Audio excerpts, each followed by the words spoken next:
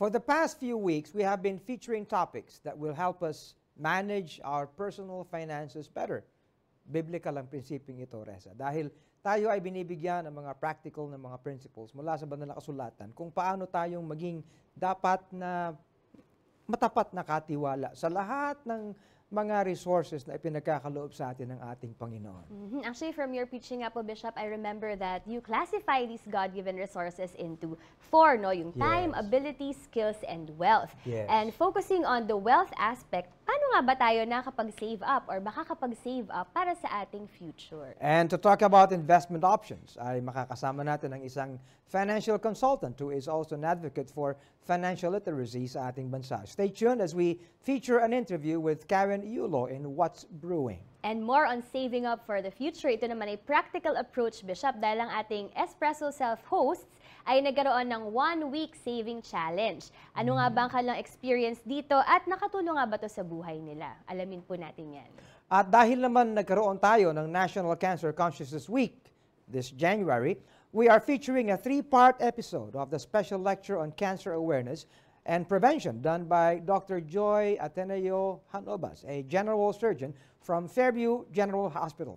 And be in the know about cancer sa last part ng lecture ni Dr. Joy in Health Talks. Practical, timely, and interesting discussions await all of you, so stay tuned and don't change that channel. Ako po si Reza Abante Yebra. At ako naman po si Bishop Ruben Abante. Join us and let's have good talk over good coffee. Welcome to the Lighthouse Cafe.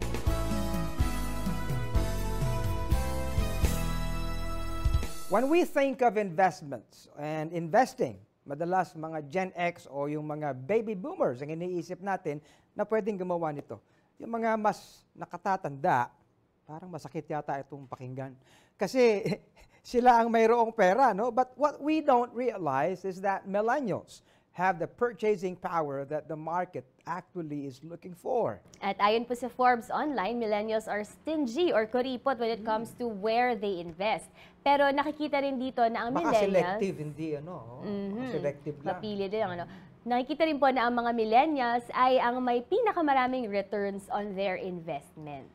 Hindi totoo na ang mga millennials ay hindi iniisip ang kanilang kinabukasan. Often, we think of them as aloof children in the adult world. But studies have shown that they care much for where they will be in the future, especially financially. Dumadama na din ang mga millennials na nagtataguyod na ng kanilang mga pamilya, kaya naman naiiba ang kanilang mga priorities. Tama-tama po yan. At tama-tama rin for our millennial viewers out there. At kahit syempre mga hindi millennials, pero nagpaplanong mag-invest, ang pag-uusapan natin yun ay ang iba't ibang uri ng investment products na pwedeng padalhan ng inyong mga pera. And here to talk to us about investments, including the more unconventional ways, but almost equally rewarding, mga investment options. Our guest today is a unit manager from Sun Life Financial Philippines and second vice president of Life Underwriter Association of the Philippines. And she's not only a certified wealth planner, certified estate planner, but she's also an advocate for financial literacy. So welcome to Lighthouse Cafe, Karen Yulo. Thank you so much, Pastor. Reza, good evening. Magandang araw sa iyo. Yes. Maraming salamat for coming over para Thank you for inviting makapag-usap tayo kung paano yumaman. Oo nga, Pastor. Sana makatulong ako for today. Yes. Which is actually a challenging thing. Yes, Pastor. In a world na masyadong parang ang daming mga enticements na pwedeng bilhin, Correct, Pastor. Bili ka na lang, bili dito, bil mo ko niyan, bil mo ko noon. True. And you never think of future, so yun ang pag-uusapan natin. Yes, and we would like to thank you also for giving us this chance na medyo ma-open up naman natin yung minds ng ating mga kabataan, mga millennials, like what we said. And topic natin for today is about millennials, right? So, ito yun, like what Pastor had said kanina, medyo masyado nga maraming gustong binibili ngayon ang mga kabataan. And then sometimes they forget na there are other things more profitable for them also, and medyo mas maganda siyang pag-ukulan ng pansin at ng savings nila than this, well, alam naman natin, mga gadgets, like yung mga iPhone X and all. But this is what we want to tap right now, the millennials, because they really have the capacity.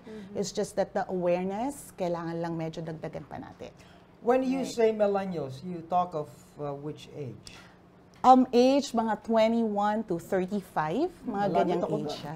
Pastor? Pasok mo pala. Pastor. Parang ako rin. Pastor. Malapit ako. 22 years old. Oh. Yeah, mga ganong age po.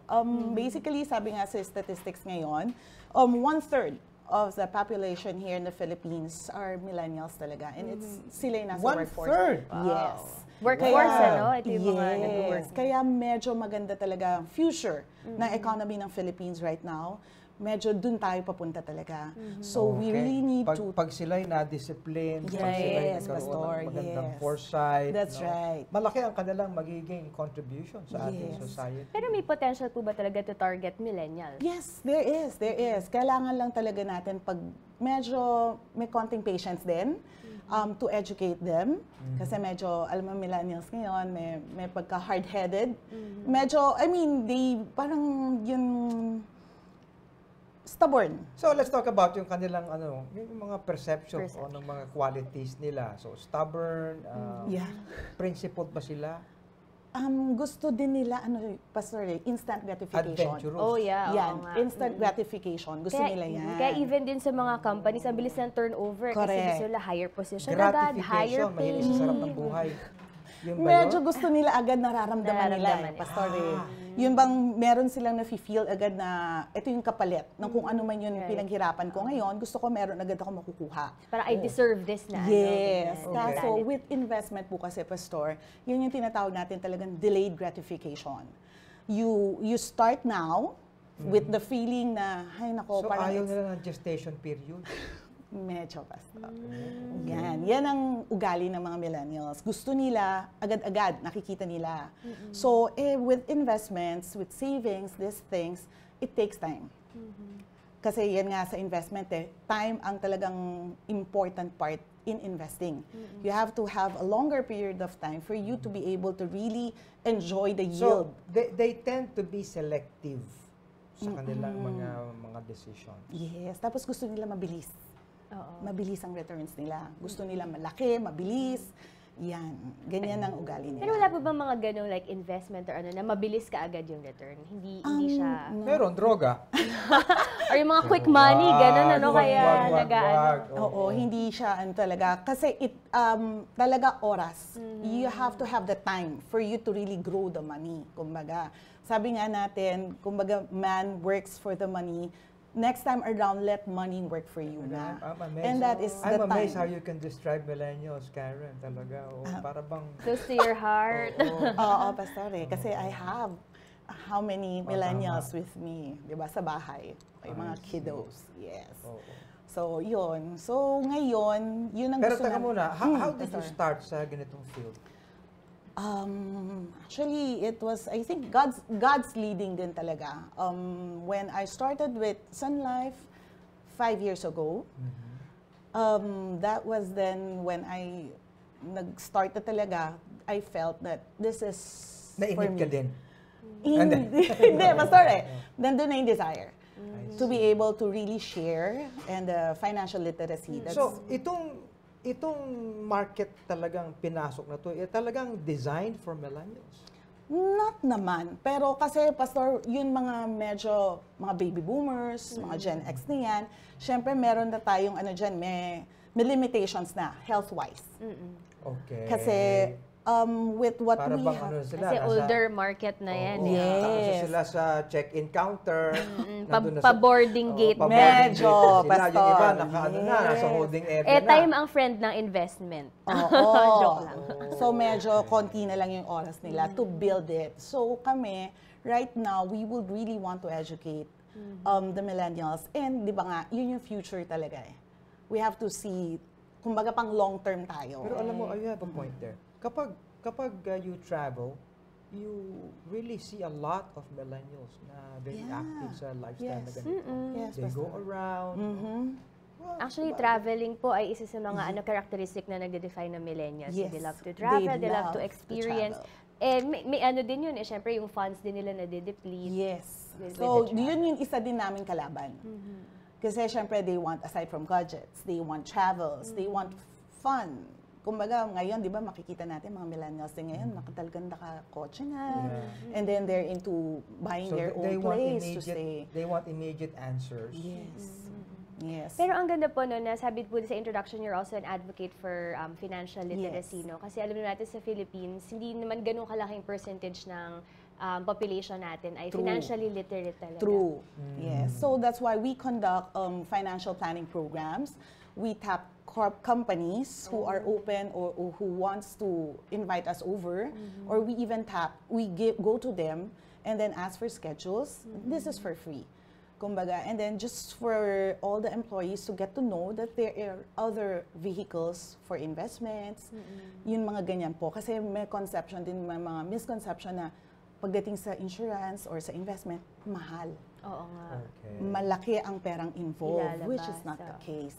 So, ang tendency din, parang they shut down na kaagad sila eh. How do you present it na ang insurance is not an expense but an investment? Well, ang talagang ano namin dyan, Pastor, is pagdating ng, kumbaga right now, what you shell out kasi, let's say the premiums, di ba? You pay monthly premiums. And then for a period of time lang po yun. But there is a guaranteed portion there. There's the guaranteed returns, which is the insurance coverage. Okay? Wala naman po na-exempt doon. Talagang everybody comes to that point na, di ba? And then you have the family to think about. Now, the guaranteed insurance portion or the coverage there is really for your family. Once you are taken out of the picture, at least you're assured that there's something you've left behind for the family, for the next generation. Now, the investment portion of this is for you naman to enjoy. For your retirement, let's say, or for your yung life milestones mo, kung anong gusto mong gawin, you can use that money. So this time around, there are varieties of investments, insurance, this is available and open to everybody. Sasabihin so you lay it down sa kanila and they would be the ones to choose. Yes, opo, Pastor. Depende Parang they do the planning themselves. We just have to guide them kung ano po yung priorities nila in life. What do you want to start with? Basically, you want something for yourself. How many years from now would you want to have something for your, let's say, pang down payment mo ng bahay mo, mga tipong ganyan. Okay. For mga life goals nila. Yes, sa mga life goals nila, ganyan. Yan yung mga tinutulungan. So halimbawa po, like sa isang millennial na, for example, nasa middle management or nagsa-start pa lang, ano yung mai-advise niyo po sa kanila na investment that they can... Well, basically, ako kasi I'm an advocate na gusto ko maski papano, meron pa rin insurance coverage. Okay, I'm not purely into investment per se. Because in investment, there's really no guarantees eh. Diba? There's no such thing as guaranteed returns. So now, if we will combine it with an insurance coverage, the insurance portion is really guaranteed. Now, there is a product that, kumbaga, it mixes both na. So for every savings that you set aside every month, you are fulfilling both sides. You have something for your guaranteed insurance coverage, and then you have an investment also. So this product helps anybody, even the millennials, to start something na meron silang guaranteed portion, meron din silang investment portion. Now, when it comes to ano yun ideal amount, it depends on them. Oh, okay. It depends on them. Sometimes sa kakayanan nila, no? Contribute ng kanilang mga magulang, for example? Do they make decisions by themselves? Well, sometimes, most of the time, millennials really do not consult their parents anymore when they come to a decision like that. Iilan na lang po. Karamihan ng mga nakakausap ko, so long as they want to start with it, they just sign the documents and everything. That's it. They don't ask. Iilan na lang po yun sasabihin, I'll ask my parents first. Siguro dahil nakikita naman nila that there's really something in store for them.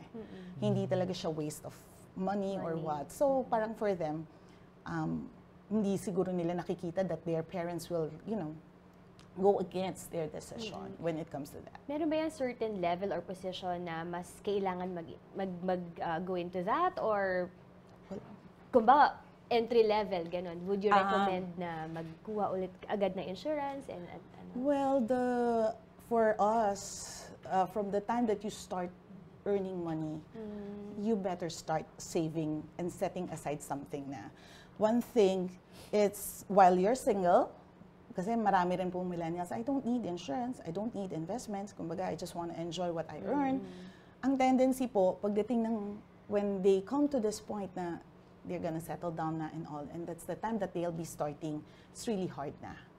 When you go back to them, and then you ask them, ano na yun? Pagsisisi na yun. Yes. Start na tayo. You lose the opportunity. Naku, wala na akong budget. So, and then age also matters. Malaking factor din po yun. So, by the time that gusto mo na lang, kunyari, sabihin nila, tapos na, matured na sila, hindi na sila sa age na they're married. So, you're basically offering them security sa kanilang future. Yes, Pastor. Yes. Yun Who would yun. not want Financial security? But the thing is, medyo yun kailangan naming itap ngayon. Kaya we're really, like Sun Life is really into this advocacy that we want to reach 5 million Filipinos by 2020. So we are really up to promoting this. We conduct financial planning programs. And these are some of the things that we really do for us to be able to hit our mission or target. And to a point, di naman concentrated in Metro Manila. No. Right? It's nationwide. Yes. Okay. Opo. So, yun ang gusto namin. Sana. But slowly, nakakatuwa po, marami nang na-educate, even yung mga mutual funds. Yes, ang mutual funds po natin, the young ones are starting to get into it. Kasi medyo mas safe siya than playing directly sa stock market. I think very helpful din po yung social media, no? Kasi ang bilis na ring kumalat ng information, no? Kasi syempre you have to know more about it if you want to invest. The insecurities sa environment really will help itong bagay na ito. Kaya nga, tsaka ngayon, very mga tao, they always, before they do anything, hihingi muna sila ng opinion through social media. Okay ba to? Let's say itong company nito, is this okay? Anong ideas nyo or anong comments about this? And then from there, tsaka sila magde-decide talaga. So social media plays a big role talaga here. And then through there then nakakapag-share kami ng mga tawag dito, mga articles about investing, savings. Yan. So it helps a lot. How do you put this sa priority nila? Kasi syempre, no, iba-iba yung mga priority nila. No? Ang mga millennials siguro, iintindihin ko na, well, they really will be so convinced na ito yung priorities nila. So, isa sa mga challenges niya. How do you convince them na ito isa sa mga well, they often think na optional lang yan. True. That's true. So, okay. But sa amin nga, like what I always say, so long as we were able to explain the beauty of what the product offers, I mean the product meaning the guaranteed insurance coverage and the investment, so long as we were able to explain it to them very, very well, they actually have to go sila. They wanted to. Maski na maliit na amount lang, let's say 1,500 a month, 1,000 a month. Yeah, they go for it. So, ganun pala. Yes, Pastor. Mas na ma-appreciate nila, di ba, na yung importance and priority. Nakita nila yung beauty noon. Now, yun. But sometimes they don't decide immediately. Sometimes it takes time. Minsan a year before they will really. Sa bagay, there's a way to it naman eh. Pag-iisipin mo 1,500 a month. I-break mo into daily things. It's just how much? 50 pesos a day. 50 pesos. Pantip mo na lang yun Sa actually. Diba? restaurant. Yes. Kaya nga, yun lang din minsan. We really have to inform them about it. Because there is this thinking talaga na pagdating sa ganyan, at mahal. Oo nga. Hindi namin afford yan. Tapos yung effect ba nung you have some lives na you can actually illustrate and ito, ganito, ganyan. Yeah, So, we do. Mga actual satisfied Testimonies. clients. Ano mga success stories po na example? To medyo Pastor, sabihin na natin, this is my actual client. She was only 32, I think, when she started with me. She has a child. Byuda na po siya. Byuda na siya. So sabi lang niya sa akin, Karen, paano ba yan? So I explained it to her. Sabi niya, I like that. Sabi niya ganyan. So she started out with just paying me she's just saving 25,000 annually. Okay? Her coverage is 700,000, and then there's the returns. May investment siya. Unfortunately, 2 years after, she was diagnosed with cervical cancer. Oh. Okay, so nagkataon po yun. You never know these things come. Yes, Pastor. Sa totoo lang. And then, she was my very first claim. Nakakatuwa lang po, when that time comes na, andun na, sinabi niya sa akin, Karen, I have ganito, cervical cancer. So sabi ko, let me have all your papers now. I'd like to process it. Kasi meron po siyang critical illness benefit na naka-attach dun sa policy niya. So through that, meron siyang makukuhang 150,000. So sabi niya, okay, I'll process it. Hindi na po kami naabutan. Yeah, she passed away before we were able to process it. But good enough, nakuha pa rin namin siya. And then, when I was delivering the check to her mom, kasi byuda siya, di ba? And her daughter was only 9 years old then. So, lola na lang ang magte-take care. When I delivered the check to the lola was saying, she was crying. So, dun ko na-feel talaga na beauty, yung nobility nung ginagawa namin. Yeah. Sabi niya sa akin, you know, my daughter, sabi niya, she really takes care of me. Until yung dying days niya, sabi niya, I didn't even know that she got this policy. So the check that I delivered to her was basically the whole amount that her mom spent for her during her treatment. So there's a lot of biblical principle, no, into preparing for future at any eventuality in life. Because the Bible says na, what is your life? It's like even as a vapor that appears for a little time and then vanishes away. So, we need to have that admission. And yun ang buhay. And anything can happen. That's true. So, it's good na you can do something and you can make some plans for the future. Yeah. It's actually something that everybody should take hold of. Yun nga po, Pastor. That's true. And pahabol ko po, yung daughter niya, di ba, na 9 years old, meron na siyang nakaset aside na funds. Oh, that's because good. of the proceeds of what the mom got for her. So you're not just you're not just yourself, preparing for your future, you're also working to put a future sa mga ibang tao, lalo sa mga loved ones mo. Yun po. Lalo na if you are the breadwinner of the family, you really have to secure yourself because ang daming nakadepende sa'yo eh. What if? Yun po yun. So, yun yung gusto namin ma-realize ng karamihan na kasi unfortunately din po, Pastor, that's one of the, medyo Filipinos, medyo close-minded pa rin siya sa ganyan. But slowly, we're getting into it. Yes, we're getting into it. Yes. Marami sa ating mga kababayan, mga pessimist, mga ano eh. They would not want changes, no? Yung lalo na mahirap tingnan kung where this thing leads to.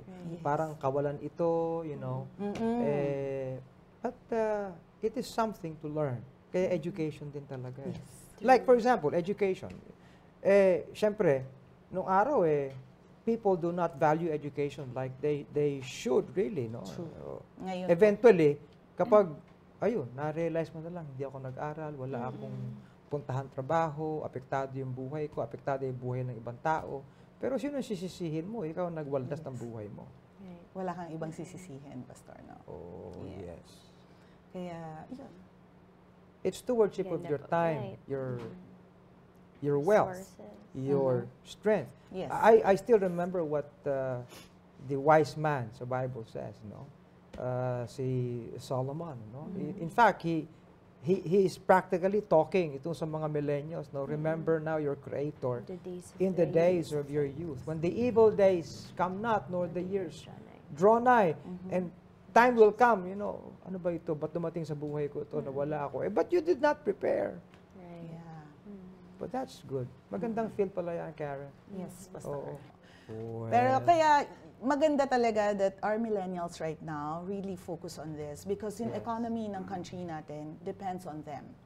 Well, thank you so much, Karen. I believe na yung mga viewers natin nagkaroon ng magagandang tips ngayon on how to spend and or save and prepare for the future. Yes. Thank you so much, Pastor. Thank you, Reza. So, ayan, no? Ito ang naging usapan natin kasama si Karen Yulo. At samahan natin si Gabby at si Antoinette sa ating Espresso Self naman.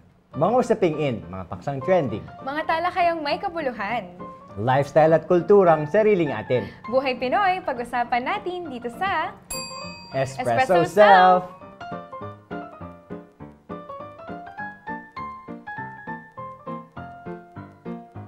Saving up for the future. Yes. Napakagandang topic ang mga pinag-uusapan natin for the past few weeks, Antoinette.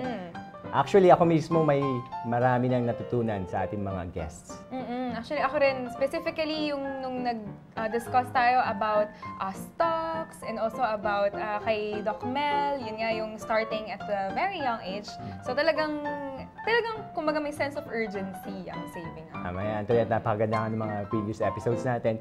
Level up tayo this time, Antoinette. Yes. Alam mo, sa social media, maraming mga challenges na ginagawa. Pero ito naman ay isang magandang challenge sa pag-iipon. Alam mo, ako, mahilig ako mag-ipon, Antoinette. Lalo ng bata. Bata pa lang nag-start na ako eh. Talaga? So, alam mo yung mga lagay ng mga cookies, mga biscuits. So, usually, nilalagyan ko yun ng mga piso or 5 peso coin.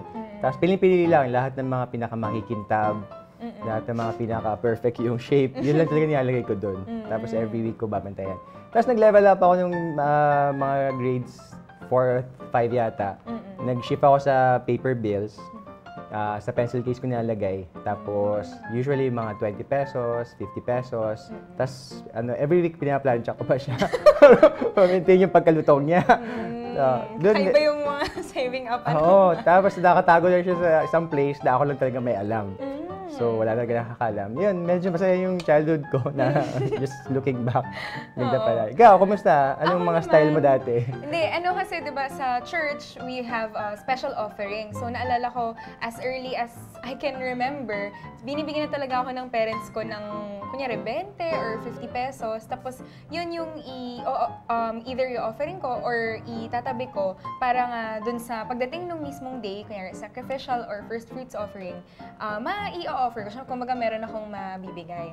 Pero ngayon naman na nagtatrabaho na ako, yun nga, yung sa practical side, kasi meron kaming vacation sa June, yes. Kaya, sige, so yun, kaya nag-save up na rin ako. Kumbaga ngayon, na-experience ko talaga yung challenge ng pag-iipon. Yun. Napaka-spiteful mo pala siya. Nadaig mo yung sa akin. Pwede ba ulitin ko yung sagot ko? Joke lang.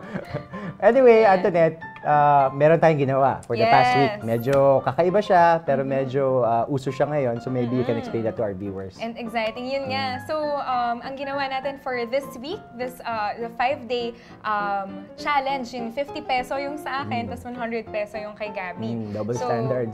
Actually, nakita ko tong challenge na to sa Facebook lang, na yun nga, may nag-post na, na tinago nga niya, at the end of the day, sa wallet niya, kung ang laman, kung meron siyang 50 pesos na nasa wallet niya, itatabi niya yon. And then ilalagay niya sa alkansya or sa basta kung saan man. Tapos yun, so that's what we did. And yun nga, so yun yung sa akin, 50 pesos. At kay Gabby, syempre dahil mas may edad na siya, 100 pesos. Yan, so... Oo nga, kumusta experience mo? Yun, well, masasabi ko, siguro panoorin muna natin. Yung ginawa natin. Kasi nag-vlog din po kami.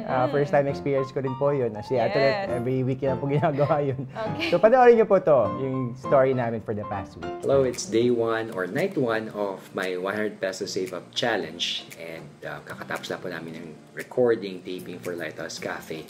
Now, typically, pag ganitong recording, before we go home, we would pass by or go to drive-thru to buy a light snack.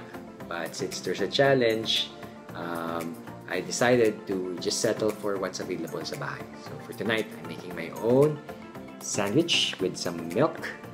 Of course, bukod sa makakatipid ako, it also is a healthier alternative. And with that, I'm happy to report that for day 1 of my challenge, I have about, let's see, I have about 1,200 pesos savings. So good job. Looking forward for the next 4 days. Okay, so ito na po. Magsa-start na po ng 50 peso challenge. So let's do this. Hello, day 2 of our challenge. I'm here at work, about to leave the office actually.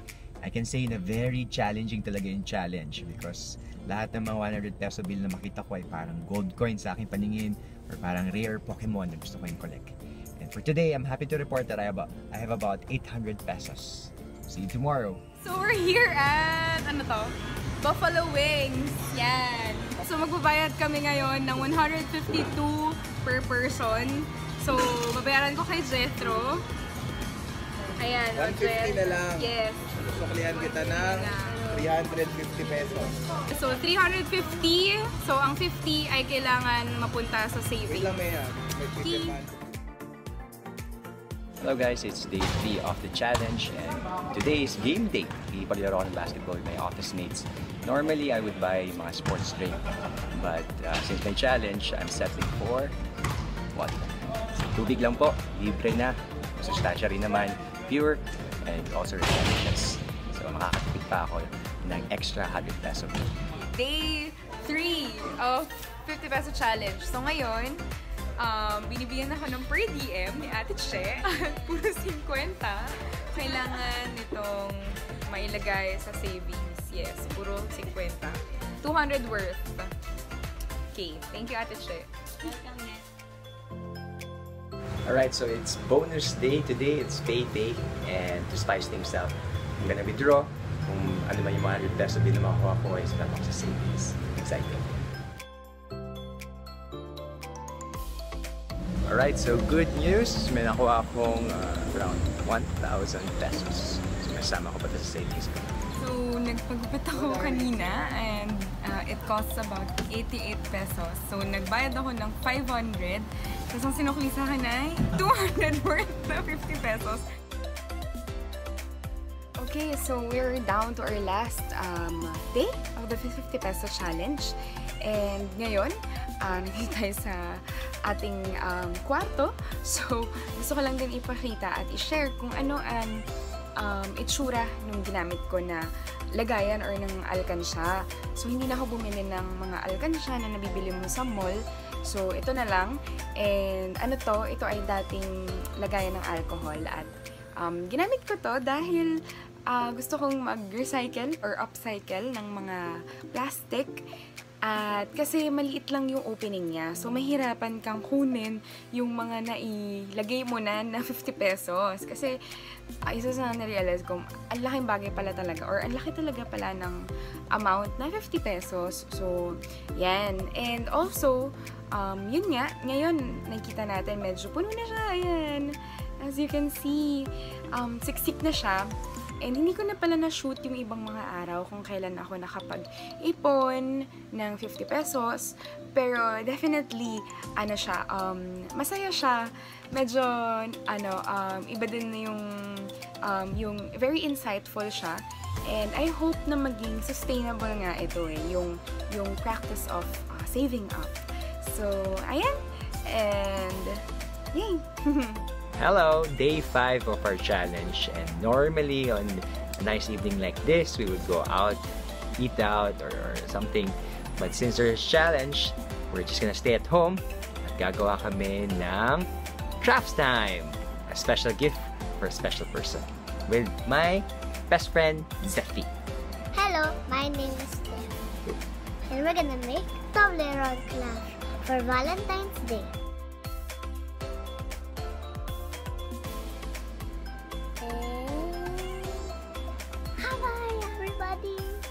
Good job, Zeph! Whoa! Ayan, Antoinette, napaka-excited naman na ginawa natin. Ang cute-cute pa pala sa mga vlog, no? Parang gumagawa ka ng music video. Pero anyway, how was the experience?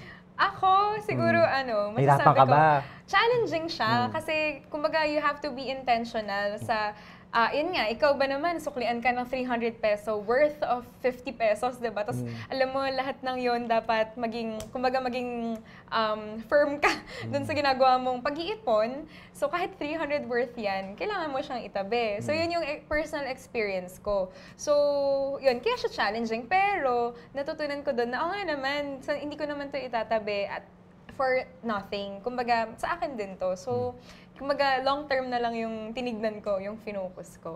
Yun. Ikaw naman? Ako, challenging din. Kasi 100 pesos. Kasi 100 pesos. At the same time, kasi regular naman ako nagsasave up.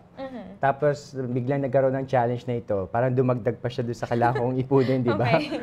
Pero, doon ko na-realize na meron pa pala ako, kaya ko pa palang yung taasan yung savings ko.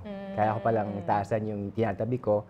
And yun nga, naging proof itong challenge na to, itong exercise na to. Kasi nakaipon ako, Antoinette, ng, maliit lang naman, 5,800. 5,800 in 5 days. Wow. Oh, medyo. Ikaw, kamusta? Pala?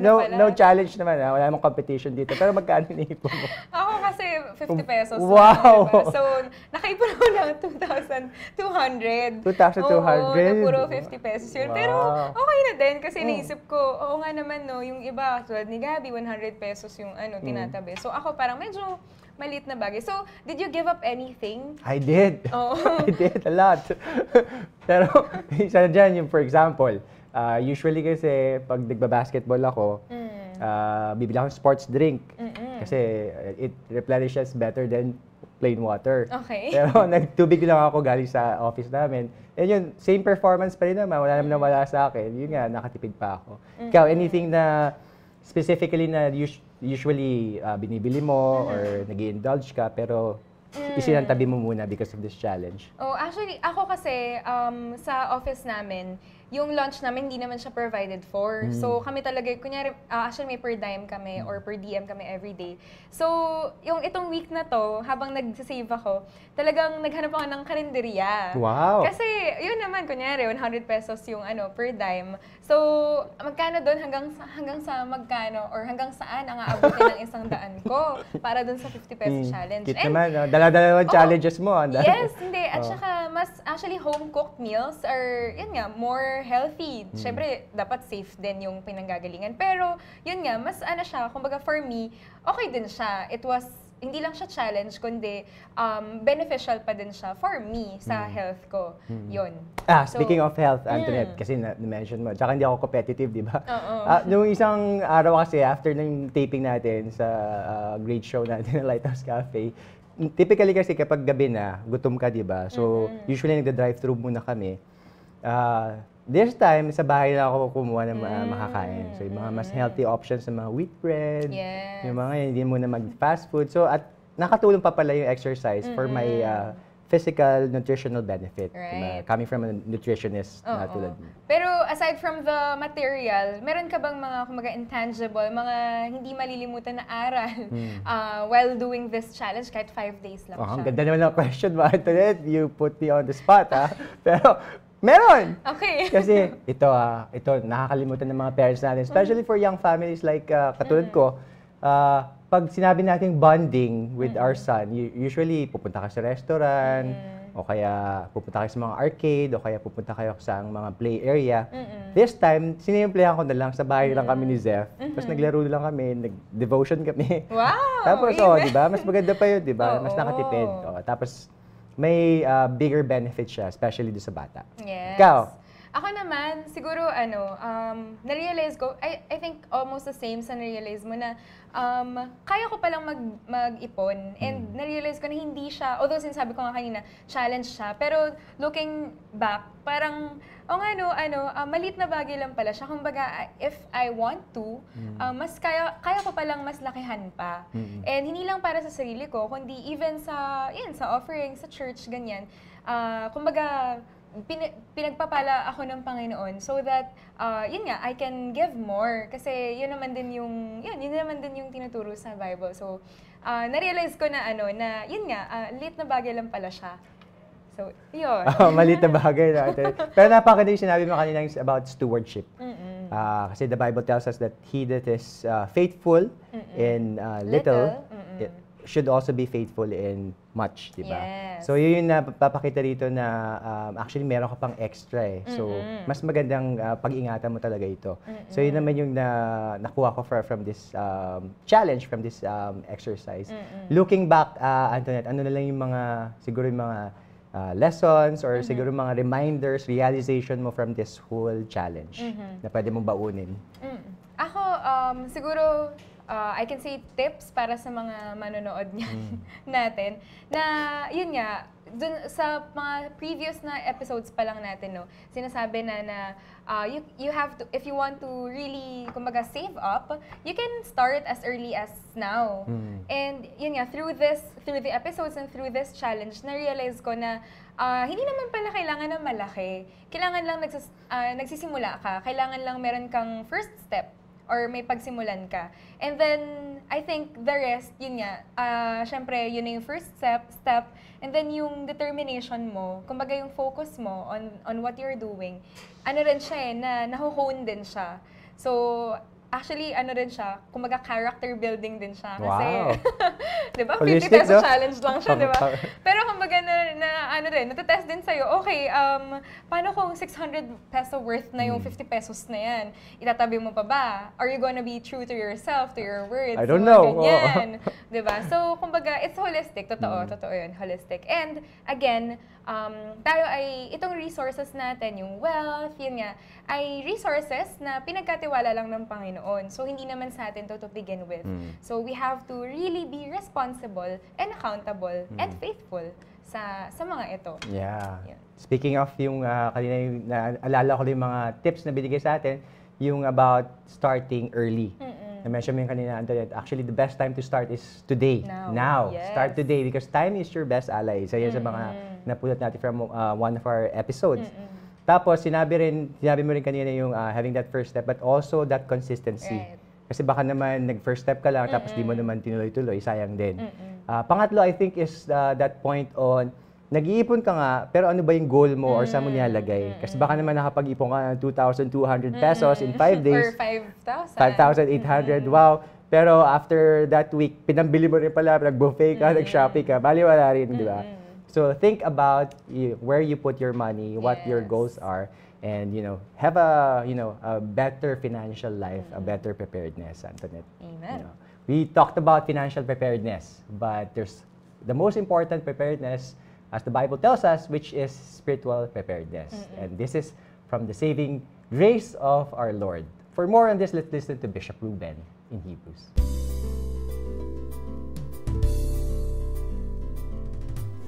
Welcome to Hebrews. Ito po ang segment sa ating Lighthouse Cafe na nagdalayon na bigyan daan sa ating mga pinag-usapan ang mahalaga at magagandang mga prinsipyo mula sa banal na kasulatan para sa kapakanan ng ating praktikal na buhay.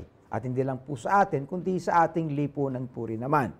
Now, pinag-usapan po natin sa ating mga segments ngayon ang tungkol sa pagiging handa o yung kung halimbawa yung pang-saving for the future. Na meron po tayong magandang paghahanda para sa kinabukasan. Magandang prinsipyo po mga kapatid at mga kababayan na tayo'y nakapaghahanda kahit papaano. Maaaring maging limited ang ating resources. Subalit, yung nakapagtitipid tayo at nakapag-iipon sa paghahanda, nakapagmamanage tayo po ng ating mga resources. Ito po ay napakagandang katangian, not just for ourselves, but for our children as well. Anong makikita natin na magandang prinsipyo mula sa banal na kasulatan ang makaka-relate po rito? Well, I can actually cite to you a good passage in the book of Proverbs, chapter 6. At doon po mula sa verse 4 hanggang verse 11. And may I just read the passages to you. Ang sabi po ay, give not sleep to thine eyes, nor slumber to thine eyelids. Deliver thyself as a roe from the hand of the hunter, and as a bird from the hand of the fowler. Go to the ant, thou sluggard, consider her ways, and be wise, which having no guide, overseer, or ruler, provideth her meat in summer, and gathereth her food in the harvest. Napakaganda po na pinagbibilinan tayo at kung ano pa man pinakasimple na maaaring ibigay na ehemplo po sa atin, yung panglanggam. At sabi, go to the ant, you sluggard. Ibig sabihin, yung katamaran po ay dapat kumuha tayo ng ehemplo sa mga langgam sapagkat kahit po wala silang gabay at napakaliit nila, subalit sila ay marunong at in fact, ang sabi, they're wise, matalino po sila. Maganda ang kanilang karunungan at sila ay nagsusubi para sa kinabukasan. At napakagandang bagay na ito'y tingnan po natin. Ang ating mga kapaligiran ay puno ng magagandang ehemplo po para sa atin. At ang bilin pa rito ay, give not sleep to thine eyes, and nor slumber to thy eyelids. Okay, maganda pong natutulog tayo, pero kung panahon po ng paggawa at pagtrabaho, kung panahon ng kabuhayan, ay gawin po natin ang lahat. Malungkot pong bagay na sometimes we are referred to as a people na medyo may katamaran po tayo.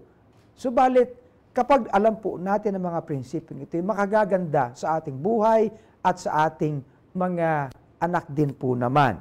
Ang sabi po sa verse 10 ng the same chapter, ano po, or verse 9, ang sabi, how long wilt thou sleep, O sluggard? When wilt thou arise out of thy sleep? Yet a little sleep, a little slumber, a little folding of the hands to sleep, so shall thy poverty come as one that traveleth, and thy want as an armed man. Napakalungkot po na kung wala tayong pagharap sa kinabukasan, and we don't care, ay tayo rin po ang babalingan sa dulo po ng ating buhay. At hindi po maganda ang kawalan. Ano po? Kahit po yung pag-aaral, napakaganda, nabigyan nating pansin, bigyan nating halaga ang pag-aaral ng ating mga anak. And the government has many programs upang ang ating mga anak ay magkaroon po ng magandang edukasyon sapagkat ito ay para din po naman sa kanila. Ano po? Kaya diligence, kasigasigan ang isang magandang bagay, pagpaplano sa hinaharap. Huwag po nating pabayaan na tayo ma-overcome ng mga bagay at mga problema sa ating buhay. Ano po? Well, minsan meron po tayong kawalan. Subalit, marami po tayong maaasahan at mahihinga ng tulong. Ang ating government ay gumagawa ng maraming kaparaanan upang maitaas ang antas ng ating mga kabuhayan. At maganda po na sa lahat ng bagay ay matuto po tayong tumingin sa salita ng Diyos at magtiwala sa Kanyang kalooban para sa atin. Ang Panginoon po yung nagpapala, lalo na sa alam tumingin sa Kanyang salita. Pagpalain tayo lahat ng ating Diyos.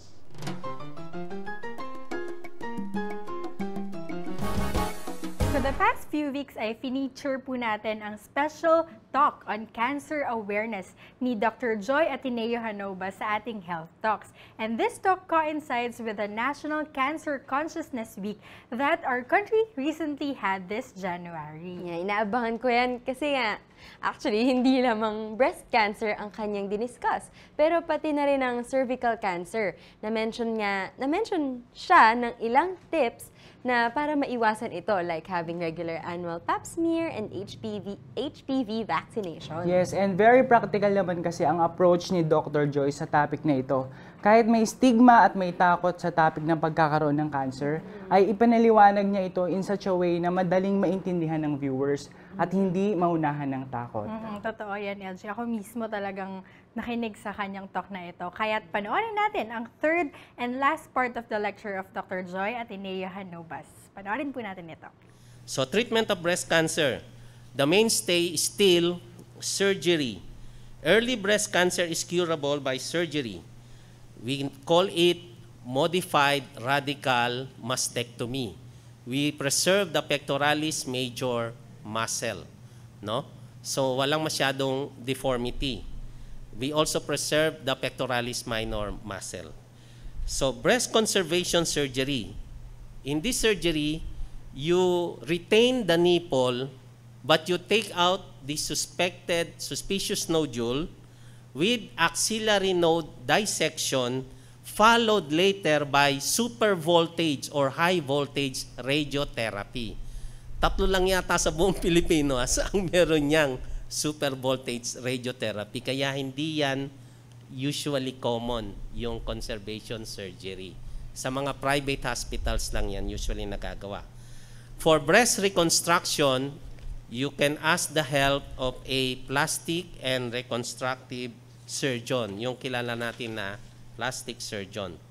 And in surgery, oncologic surgery, it is a no-no to spread cancer cells. So you have to take that out. And during surgery, you should not touch the cancer per se. So no touch technique. So we have to take out the lymph nodes and block in continuity with the breast tissue. Ganun yung technique. Yun ang reason bakit mahal. Yung matrabaho siyang gawin. So treatment of breast cancer, second after surgery, chemotherapy. Yung neoadjuvant therapy, pag nadinig nyo yan, ganito lang yan, sandwich siya. You give chemotherapy for 2 cycles, do the surgery, and then add another 4 cycles of chemotherapy to complete the 6-cycle course. Yun lang ang ibig sabihin ng neoadjuvant chemotherapy. Why do we do that? If the tumor is so bulky, it is not resectable or it is adjacent to very vital structures such as the axillary artery and the nerves, better to downsize the tumor first. Paliitin mo na yung tumor. Also, you can downgrade the tumor from stage 3 to stage 2 by giving first the chemotherapy. Third, you will know if that chemotherapy will be effective with the first 2 doses cycles given. Kasi kung nag-respond lumiit, ibig sabihin, pwede mo ituloy. So, yun yung advantage ng neoadjuvant chemotherapy. At present, what we have now is the armamentarium of an anthracycline-based. Kung nadinig nyo na yung doxorubicin, yan yun. And taxanes, by the name of paclitaxel, docetaxel, pang nadinig nyo yan. And that paclitaxel costs 35,000 pesos a month. For 6 cycles, times 6, yung 35,000 pesos. So radiotherapy, to decrease the chance of local recurrence, it is done by the radiation oncologist, giving 46 to 50 centigrade in 23 to 25 fractions, 5 days a week. So yan, mga 5 weeks kang mare-radiotherapy. Bakit kailangan 5 weeks? Pag binigay ng insahan yan, minsanan, yung radiation, para kang nabagsakan ng bomba sa Hiroshima. No? Kaya dahan-dahan, fractionated ang dosing. Fourth, hormonal therapy using tamoxifen. So yan yung later, yun yung mga Femara, anastrozole for PR positive patients. And lastly, ito na yung pang-apat na natutunan ko dun sa inattendan ko is the combination of trastuzumab pertuzumab in treating patients with breast cancer. Dati, trastuzumab alone, pertuzumab alone. Ngayon, ginawa nila, they decreased the dose of both and combined it so that the adverse side effects will be much lessened. So patient will be more compliant. So mas maganda din yung outcome. Next. So for the post-operative metastatic workup, naoperahan na. After 10 years na naoperahan, sakalang pwedeng pagmayabang. Ako hindi ko masasabing mahusay ako mag-opera kaya ano. Talagang sa biyaya lang ng Diyos. Sa biyaya lang talaga ng Diyos. Kaya siguro kung merong mapanalanginin, yun yung mga surgeon, lalo na pag nangangamote kami. Hirap na hirap ka kung paano mo babakbakin yung tumor. So, 10 years after the surgery, pag walang recurrence sa liver, opposite breast, sa brain, sa lungs, sa bone, doon mo lang pwedeng ibaon yung plug sa Mount Everest. Cured. So take home message, an ounce of prevention is worth a pound of cure. Yung second, monthly breast self-examination. Prevention is better than cure. Using monthly breast self-examination, walang bayad yan. Yearly mammography is starting at age 40 for high-risk patient and the multidisciplinary approach in the treatment of breast cancer. So combination yan ng surgery, oncologist, radiation oncologist, medical oncologist, surgical oncologist, pathologist, nag-ultrasound, nag-MRI, lahat yan, tulong-tulong, mga nurses, therapists, lahat. Lessons learned from cancer. Ito isang testimony ng cancer survivor. Information is power. At this moment, in this time you have allotted me, I have empowered you with information. Second, cancer survivor is one of the best kinds of people. Why? Because they are the people who know they will soon become extinct.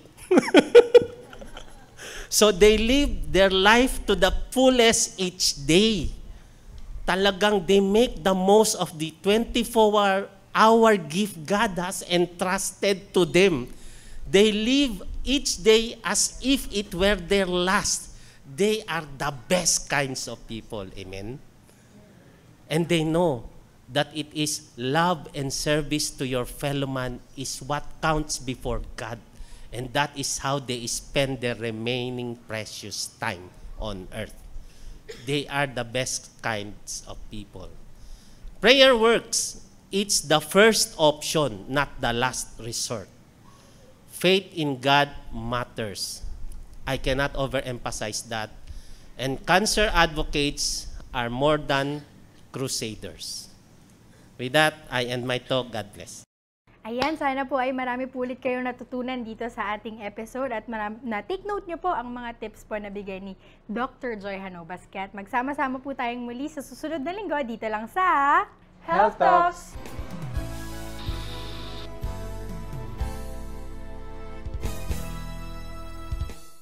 Thank you for having joined us here in our talks today at Lighthouse Cafe. And we hope you were blessed and you enjoyed all our discussions. And we would like to thank our ministry partners. Special thanks to Foreign Gospel Catering Services and to the Lighthouse Blooms for creative on-set decor.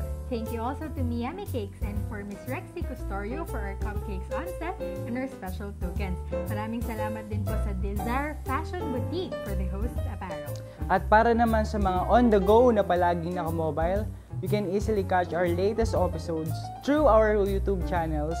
Hanapin po ninyo ang Lighthouse Bible Baptist Church channel and the GCTV YouTube channel, and don't forget to subscribe. Yeah, and you can also watch the latest episodes via our new GCTV mobile app and the Lighthouse Bible Baptist Church mobile app. You can download these via App Store and Google Play Store. That's right, Daisy, and we would love to hear from you. Send us your comments via our official Facebook page, that's Lighthouse Cafe. You can also email us at goodtalks@lighthousecafetv.com. Tomorrow po, huwag niyo po kakalimutan ng The Pulpit. Ito pa rin sa GCTV Channel 185. And so be with us again next week as the Lighthouse Media Ministry from the Lighthouse Bible Baptist Church brings to you another episode of the Lighthouse Cafe, where good talks happen.